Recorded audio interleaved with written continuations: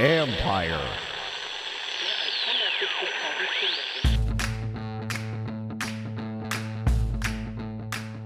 Hello and welcome to my podcast. Do me a favor, subscribe to the John Keim Report wherever you get your podcasts. If you're watching on YouTube, hit that like button, hit that subscribe button. You can find us there as part of Empire Media, AMPIRE. Always much appreciated when you tune in. Don't forget, you gold members doing the private Zoom Friday night, 7:30 Eastern time.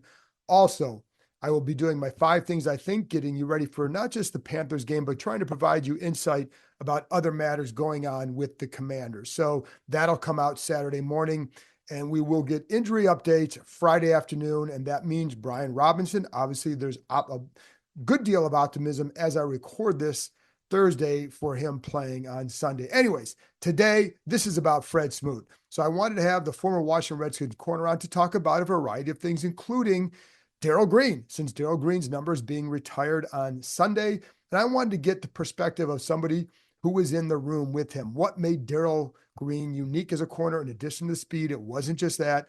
What did he learn from them? What can these guys impart to younger players even today? And then Fred's thoughts on the current corners and also Jake Daniels. Some really, really good stuff as always. So not going to waste any more time. Here's my conversation with former Redskins corner, Fred Smoot. Hey, it's Bram Weinstein here, voice of the Commanders, and of course, frequent guest of this podcast, the John Keim Report.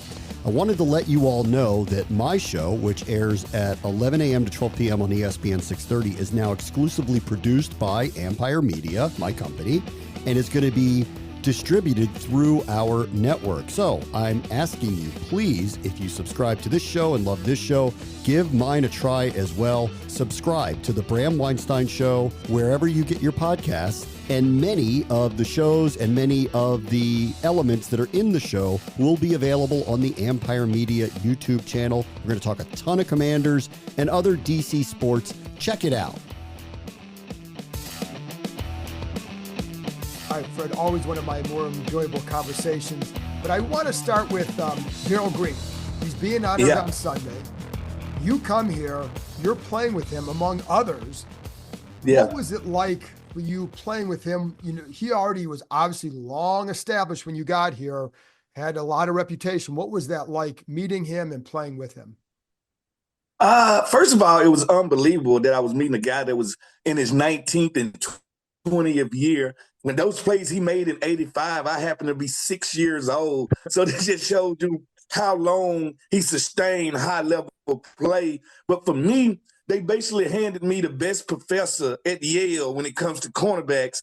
So when I got here, I had him, I had Champ, I could pick Deion's brain, and all of them had a different view on how to get things done. If you go back and watch the film from my rookie year, and anytime me and Darrell was on the field together, you watch us come out the huddle, and he's always giving me a tidbit. He's always telling me 3rd and 5, they're coming outside, watch for the play action, we're near half field, just some little tidbit to keep me going. So as hard as he was on the field, he was even more conscious of off the field. And how do you become more than just an athlete? How do you become more than just somebody a part of the history of the franchise? You want to be a part of the history of the DMV. You want to be part of the community. So that's what he really ingrained into me. Those are 3 very different personalities that you walked into a room with. What was that like? Because then Darrell is going to be very different from Deion and from Champ. And I mean, all you guys, like, what was that like? Yeah. It was crazy. First of all, I remember walking in the first day with Coach Marty Schottenheimer, and I walked in and I walked into the meeting room. I had already had a previous relationship with Deion from college. We used to talk all the time. So I knew prime time. But when I walked in, it was the most sobering thing in the world, because I walked right back out to Marty's office and said, why you waste that draft pick on me? 3 Hall of Famers in here. He was like, go in there, you sit, you learn as much as you can, and you get ready to play some football. So hearing these voices, I remember one day I'm in there watching film by myself, and Champ walks in, and he's watching me watch film of Darrell Green. And he was like, what are you doing? I said, I'm just trying to watch him and pick up some habit. He was like, first of all, only D Green can D Green. All right, you cannot learn his technique. You cannot study him unless you run a 4.140. You cannot do what he had to do. So I had to learn who I could pick up habits from and who I couldn't. And with Darrell, it was so hard to, how should I say, mimic what he does and how he does it. That more, it was mental. I picked up more mental from him than physical. And that's interesting because, it's funny because he was obviously short. So I was going to ask you, like, from your corner's opinion, what made, we know the speed.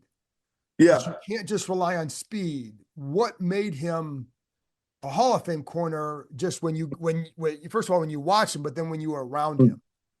Well, first of all, he leads in a different type way. He leads in a way of a father, of a granddad, somebody that just, I'm here for you to talk to anytime you need me to. No subject too big, no subject too small.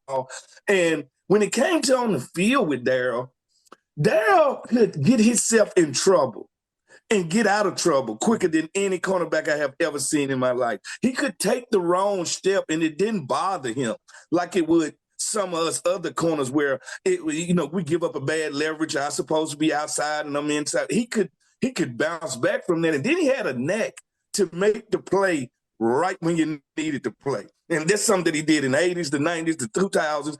We need a play. Darrell Green is the guy to go out there and make that play. I don't care if it's playing cornerback. I don't care if it's returning kicks. And he had a unique way of using his speed to be his biggest asset and not his biggest enemy. And I think some guys can be over athletic to the point where they think I can go out here and do it without my mental.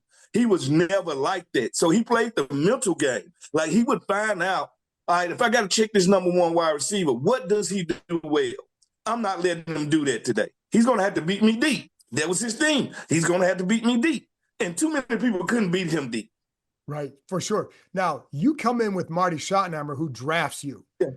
Yeah. Darrell wasn't all that fond of Marty.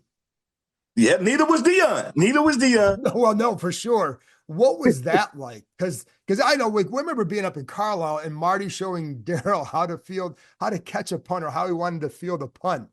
Did not go over well. I would say it was kind of outputting because Marty was a DB guy. So he would come over there where the corner's at and he's teaching us technique and he's trying to teach these two old barons, Deion and Darrell Green, and they're just not listening. Like, it ain't that they was being disrespectful. They wasn't. But you're going to telling guys that been in the league 16, 17 years, all of a sudden I want you to switch your technique up and trust what I say. It just wasn't rolling over well. Now, me and Champ was blank. We was blank papers, blank sheets of paper. You could put anything on us and we was going to listen. But these chiseled veterans, these Hall of Famers, they push back a little bit because they want to do things their way, and they also wanted to teach me and Champ. Like, they really want to be very hands-on on how we did things and the way we did things. So they kind of rubbed each other the wrong way in there. So it was some times where it got awkward. Yeah. What did you think of him? Marty. Oh, Marty? I loved Marty. I only knew one way. Like, that was my first pro coach. I love his intensity. I love the way he put out what I wanted to do, what I wanted to get done, and this is how we're gonna do it.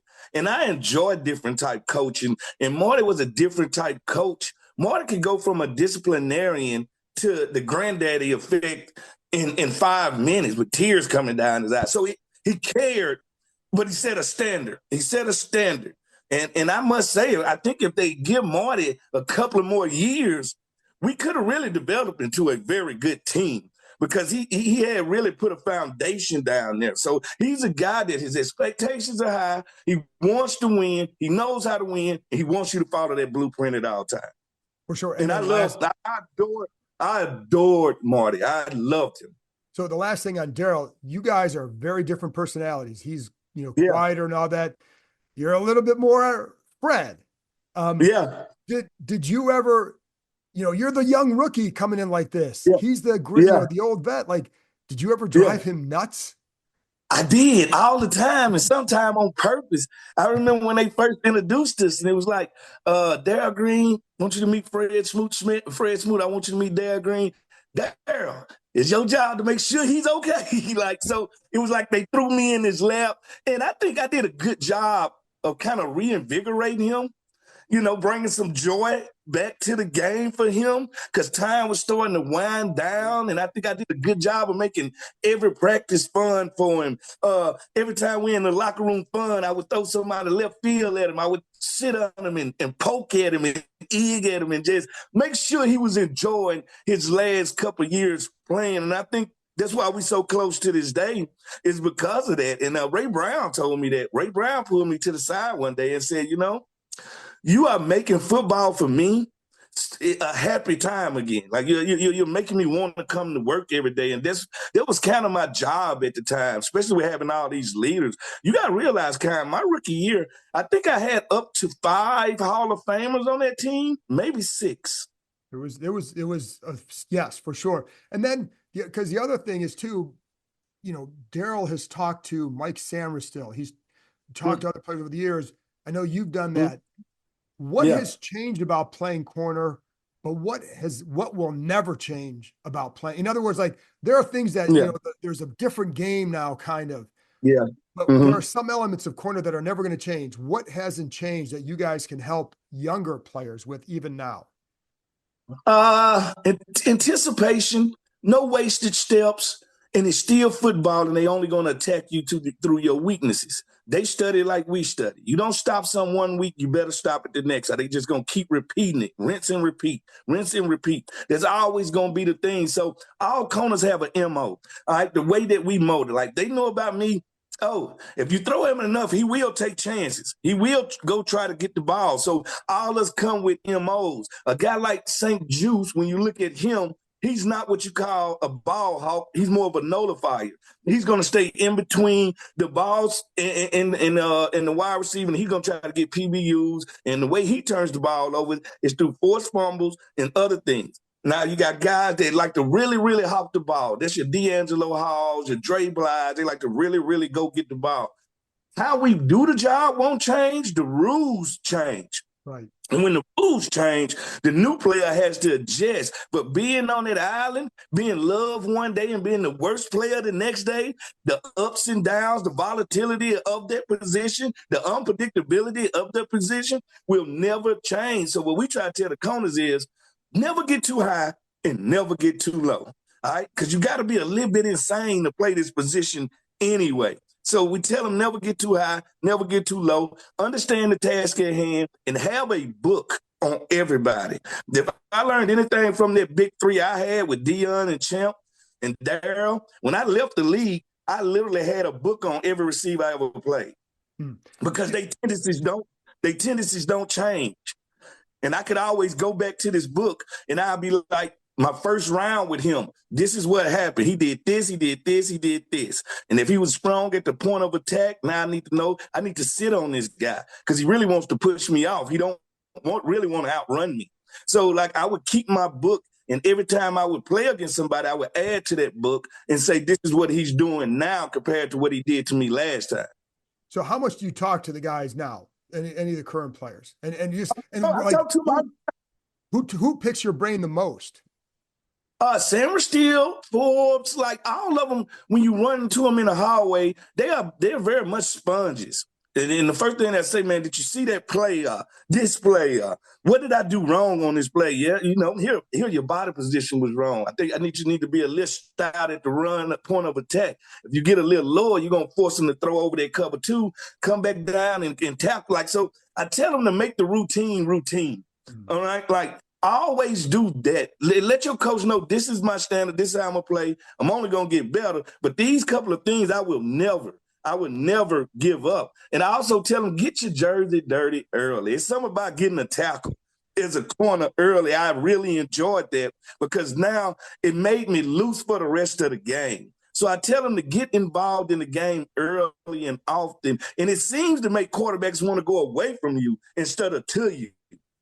How have you, obviously the corners are getting some, criticism or heat or whatever. Part of the job, So what's been your take on and it's not, I also know it's not as simple as like, oh, it's all their fault because you got to get the pass rush. You got to get the safeties involved. There's so much more to it, but I am curious your take on what you've seen so far this season. I'm just not in a rush for them to peak right now. And I think everybody wants them to come out in the beginning of the season and peak. I knew they wasn't, not with a new coordinator, not with 3/4 of the secondary change. They had to go through some things together. They had to be better tested. They had to learn each other's body position. What does he like? What does Jeremy Chin like compared to Quan Martin like? Like, where's he going to be at it on his cover three? Is he going to leave me by myself if I'm playing this zone? Like, so it's so many things you have to troubleshoot. We don't really get to roll into mid-season unless that group been together for years. Luckily, I had groups that we've been together for years where me and Champ or me and Sean Springs could look at each other and change the play. We didn't even have to be verbal. Like, I knew how he wanted to handle it. He knew how I want to handle that situation. And that's why I don't think they at right now, Kyle. I don't think they have troubleshooted enough to the point where they can play off each other perfect. They're still learning each other.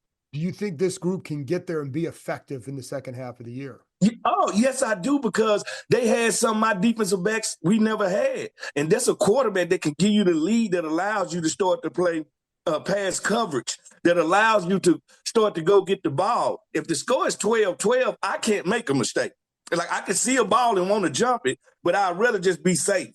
Well, they have an option to say, you know what, we up 2 touchdowns. I'm going to jump this route. All right, so they have – it's different between a defense that plays with the lead and a defense that plays tight games. Tight games, your room for error is very slim.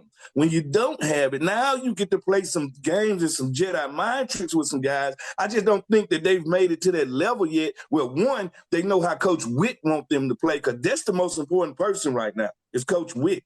How fast is he installing and how much is he putting on their lap? And that's the key. He's seeing who can take a lot of it. You see, Sanders still has moved outside. So that says a lot right there.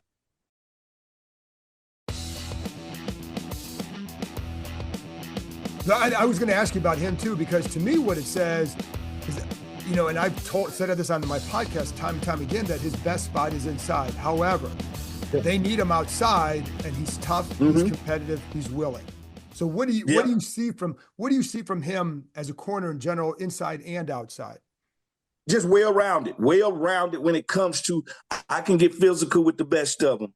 I can most definitely run with him inside or outside. But he also has this mental capacity to understand situations. And it's starting to slow down for him. That's what I'm starting to see. A guy that's not as anxious, a guy that just not really, playing with his hair on fire, like uncontrolled chaos. It's starting to be controlled chaos. And I think that's what's happening to him as the game is slowing down. His view of the game is changing. That's how he makes that play in Baltimore, being Johnny on the spot. That's who I expected him to be. Yeah. But I also expected a learning curve because, Kyle, it's harder to learn how to play corner in the inside in the NFL at the start of your career than the outside, because on the outside, I got a certain route tree that I'm defending. On the inside, I'm defending the entire route tree. So it's a different view of the game. And I think once they put him on the outside, they saw like, okay, the outside has slowed him down compared to the inside. Because in the inside, you're a part of the run front. And I think that's where it was starting to mess with him in the inside, where in the outside, if it's not a toss sweep counter, you don't have to worry about being responsible for the run. Well, I also wonder, because early on, there were some issues with leverage inside too. And I would imagine that comes from exactly what you're saying, that you've got to defend so much. Yeah, you got to see so much of the field in the pass game, and you got to defend the D gap, the C gap. And sometimes if they running and they running a deep counter back to you, you gotta show up in the A gap. So it's so different. And with the NFL being so fast as it is, I can understand why it was just chaos in his head at the time. And that's where they say, let's move him outside, let's put a veteran inside, and let's see, can we calm the whole defense down? No, and I also give him a lot of credit because he's not a big guy and he is tough. And that's one of the things that, I've been around him, and he's just not that big. And yet he sticks his nose all the time in there. So Well, guess Forbes. what? Your size is the advantage no matter what it Yes. is. If you're 6'5", it's the advantage. If you're 5'8", it's the advantage. The one advantage he has in the tackling game is he has a low center of gravity. Like, you have to get lower than him. And most wide receivers and most running backs can't get lower than him. So everything comes with advantage, and he knows how to play with that low leverage. I always tell, even when I would coach kids back in the day, I'm like, whatever your size is, use it to your advantage. If you're short, you've got some advantages there, so use it. What about with Forbes? What's gone on with him? What haven't you seen this year from him? I think it's very similar to a hitter in baseball. A James Wood comes out and for a whole month just can't get it to go over the gate, got the yips, what they call it in baseball. And I think with him is he got the yips. He need to see a ball touch his hand and be completed. You know what I'm saying? Like, I think he's an interception away. I think it has nothing to do with talent, Kyle. It got everything to do with confidence. Like, confidence can't be bought. It can't be replaced. Either you have it or you don't. Right. And right now, he doesn't have the confidence he had coming out of college. Like, even last year, it wasn't the best year for no DB on his team, but he had this fire to him, And now it seems like that fire done died out. And what I keep telling him is, you have to endure. It's the long haul at the cornerback position. You have to endure. And the one thing you cannot do when it comes to personality is you can't be up and down. You can't be up and down because your play would mimic that. Your play would mimic your confidence. And I never had a problem with confidence. You never knew when I was down. You never knew. I could have a bad game and give up 100 yards. You put the mic in my face, I act like I just shut him down. Like, it's just such a mental battle. And that's the part I need him to win right now. It ain't the physical battle. It's purely mental. And he needs to see a play be made by him. He needs to feel the crowd love on him for a little bit. And then I think we get Forbes back. And then the last one on St. Juice too. One of the things I was talking to someone the other day, they're like, he's having to cover receivers that maybe he wouldn't be covering with another corner on the other side. And like they thought like, well, sometimes he's getting put on corner or on receivers, that are a little bit shiftier, quicker, and it doesn't help him. So I'm curious, and that's not to absolve anything, but I am curious like what you've thought of him and how they're needing to use him, not how, because like you use the guy the way you need to use him. It just might not always, you wonder if it's always the best fit for all that. But I'm curious your take on that. Well, the thing about when it comes to St. Juice, I think the number one thing that makes him special is his ability to be physical. And I don't think he utilizes that all the time. And when it comes to small receivers, I was considered a tall cornerback when I came in the league. With the Santana Mosses of the world give me problems. Not the Plexico Birds, it's not the T.O., not the Randy Mosses, but if you put the jitterbugs in front of us, that's when we can, one, lose sight of them. Two, they're way better after the catch. And I think that's what made T.O. so good as a big receiver. He could get lots of yak. So I think what St. Juice is dealing with is I can stop this deep pass, but when it comes to these intermediate routes and these short routes, these receivers don't need but an inch of openness. And they're getting it against him because he's not being shot at the point. He's not making them run his wingspan. He's not literally jamming him and making it true effectively, making the quarterback come off of the guy and go to his next read. He is not doing it. And I think that's his only chance to survive because you're right. They are asking him to do a lot. They're asking him to take out number one receivers, and sometimes they're asking him to follow them. Yeah. So therefore, when we look at the scorecard after the game and he got 10 or 11 targets, if somebody throw at me 10 or 11 times and they beat me 6 or 7 times, y'all feel like I got beat like a drum, but I'm almost 50-50 when it comes to this battle. But he's getting tons of opportunities and tons of targets. It's his job. And I think that's where I think him and Coach Witt kind of bump heads is Coach Witt really loved ball hogs. He really loved guys that can get the ball back. And I don't think that's what St. Juice brings to the table. So if you're not going to get the ball back through interceptions, I need you to be stout at the point of attack so you don't have to cover the second or the third route once they break out of the huddle. You can just eliminate the first route and make him go off his spot and make him go to a number 2 or a number 3. And he's not doing it. Last thing then, Jaden Daniels. So what has, from a defensive player's perspective, What's jumped out to you about him? Poise. The leadership of a grown man. Humble to the point where he wants to just be one of the guys. He ain't came here and say, I'm the reason for the season. Just talking to him, I'm more impressed with Jaden Daniels, the person, than I am the player. Because his poise always showed me, it don't look like anything going to be too big for him. Meaning the stage will never get to the point where he's out there and he's just, it's going too fast. I don't know what to do. It's more of, if I don't know what to do, I got players I can lean on. I'm not afraid to lean on them. All right? They're not afraid to lean on me. Accountability. He does a good job as a young guy holding guys accountable. If you notice, look at our chart of missed passes. We don't have many drop balls here this year. The ball has been clean. That's the veterans helping him. That's a Zach Ertz helping him. That's Terry McLaurin earning his trust. That ball he threw in the fourth quarter to Terry in that end zone, Dion couldn't stop it. Darrell Green couldn't stop it. Tim Bailey nor I could stop that ball. Perfect placement. Ball left the guy's hand before Terry even came out of his cut. Put enough air under it so it can be soft, so it wouldn't be a bullet. I see guys been in the league 5 years can't make that throw. So it's unbelievable what he's doing. But here go the scariest part about Jaden Daniels. This is ground zero. This is the worst he could possibly be.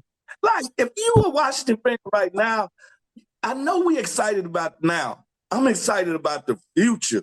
I'm excited about the future because he's showing you not only can I be a franchise quarterback, I could be one similar to Pat Mahomes since I'm a triple threat, very much like him, that I don't need to Hill. I don't need 1A receivers every time I walk out on the field. I'm a force multiplier. Right? A force multiplier makes everybody a step better than whatever you thought they were.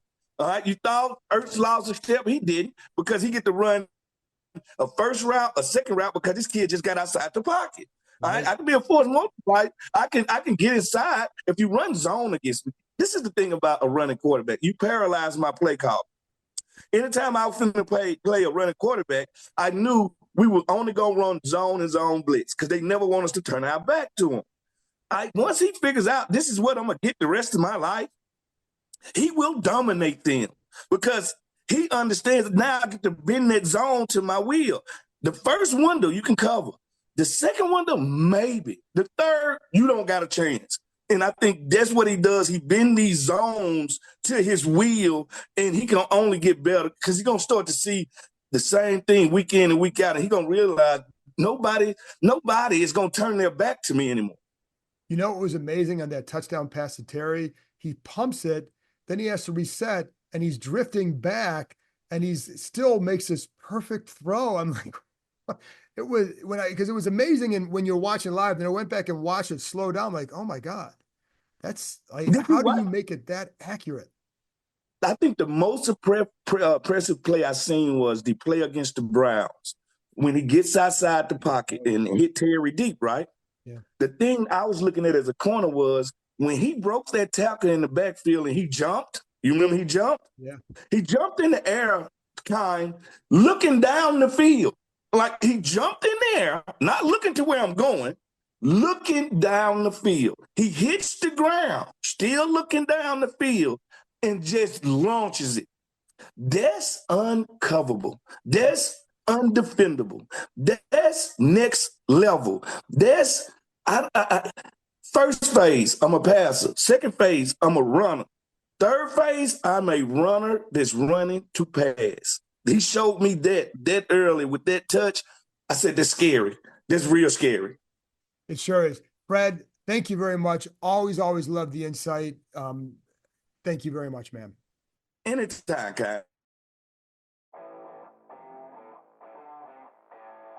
That's it for this episode. Thanks to Fred for joining me, and thank you, as always, for tuning in. I'll be back on Saturday morning with 5 things I think, getting you ready for the Panthers game and providing insight into what's going on with the Commanders. Talk to you next time.